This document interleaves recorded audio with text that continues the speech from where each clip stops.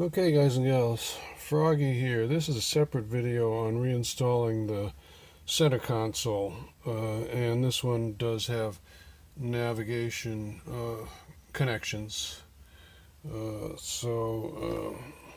redid the dash. It's a separate video. Please go check it out if you're doing your dash. I think it'll probably help you out. So first thing I'm going to do is tape up this refinished part here and here, because I might touch it with this. Actually, I may even tape this up a little bit too, just so I don't have to do any refinishing touch-ups. That's the first connector that I'm going for. That's the navigation controls. Just snap it together. There's another connector there that goes somewhere else in the console, but they're differentiated. Okay, so the one in the center of the screen right there is your navigation connection, and that other one is your DC power supply in the center console. So connect those two. I took a little tape and taped up an LED light, a work light, which I'm enjoying very much. Costco sells them. It's a CAT, C-A-T, like Caterpillar, cat light. Very handy. Recommend you buy one. So the next step is all those little clips. Let me get my light out. See, right down there, those little slots and tabs and clips and everything that you had such a hard time taking apart. Well, they all go back together again. That's all pretty much on the front side of this that we're going to be dealing with them. First thing I did was pull up my parking brake handle. That'll give me a little room, just maneuver the console around it. You've got some connectors here, right? So make sure they're all not underneath the console where you're trying to put the console back. Actually, just go left side, right side, left side, right side. Make sure everything lines up, and then when you get it all lined up nice, just give it a shove, and I think it'll go in. Yep. I just give it a shove and it clicked in, and looking good. I'm going to leave that tape on there for now. This is like the tower that holds the armrest. The armrest bolts in here and then pivots up and down. So this drops in. See, there's 3 tabs there, and there's holes down there right in the center of your screen for those 3 tabs. So drop that on. Drop that on over that metal tower. These are the special heavy bolts that go in each side here, and remember I told you don't lose them.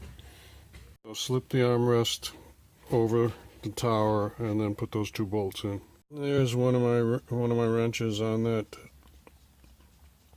console tower pivoting bolt. These covers snap on over the bolts, and there is a locating pin there, so find the spot for that. It appears that there is a right and a left, or driver and passenger, so make sure you get them in the right locations. Okay, those 2 screws with the big washers go under the armrest right there. The ashtray that goes in the back of the console just clips in. Slip in, clip in. Slip the cover for the parking brake lever. Just slip it over, and it has 2 locating clips. You should have 2 Phillips screws with small washers on them that go on either side of the console, and there's some little plastic caps that go over that. There's one with the cap on it. Focus there, just a little plastic cap. 2 small Phillips head. They're going to go inside the console.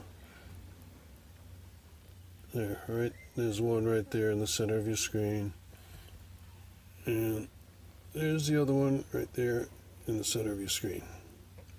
Okay, next up is this cover for the shifter. And we've got a little orange light that goes in there that illuminates the area, and also this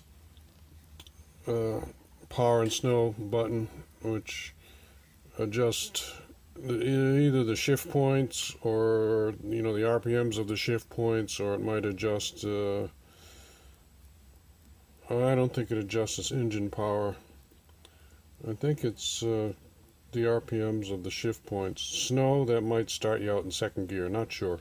Anybody knows? Put it in the comments. Well, I think I screwed up. I hope you guys watch this all the way to the end so you can learn from my error. I have to loosen up this console so that I can tuck this part of the shifter cover underneath this. So, well, of course, Froggy got some more practice about how to release these things, and then once I released those two on both sides, I had to undo everything else. Of course, then this will drop right down on there. It kind of snaps into a couple of places. Make sure that's connected. Make sure that little light on this side is connected. Then you can put the console back. So I'm not going to go over that again because I already did it once. So there it is, back the way it was, except now I've got this tucked underneath. Oh well, Froggy's not perfect. Froggy learns, you guys and gals learn. Anyway, we are down to this piece of trim right here, which clips in the yellow clips, and there's other clips like right in the middle of your screen there. So no screws, it just clips in, and there's connections there for cigarette lighter and what else? I don't know. Whatever else there are buttons for. Something under there? No. I don't know. We'll figure it out.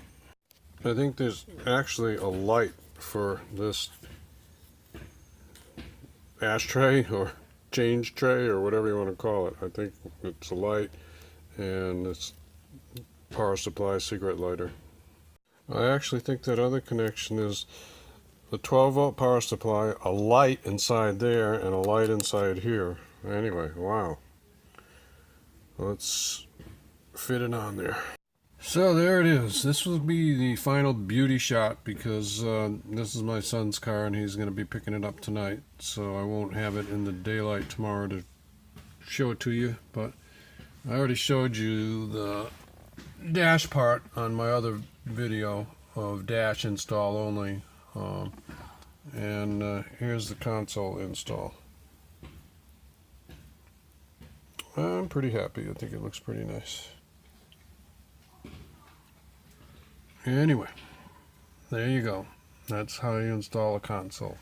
Give me a thumbs up or a like if this helps you out. Subscribe more to my channel if you want more from Froggy's Garage. And see you later, guys and gals. Have fun. Be safe. Bye-bye.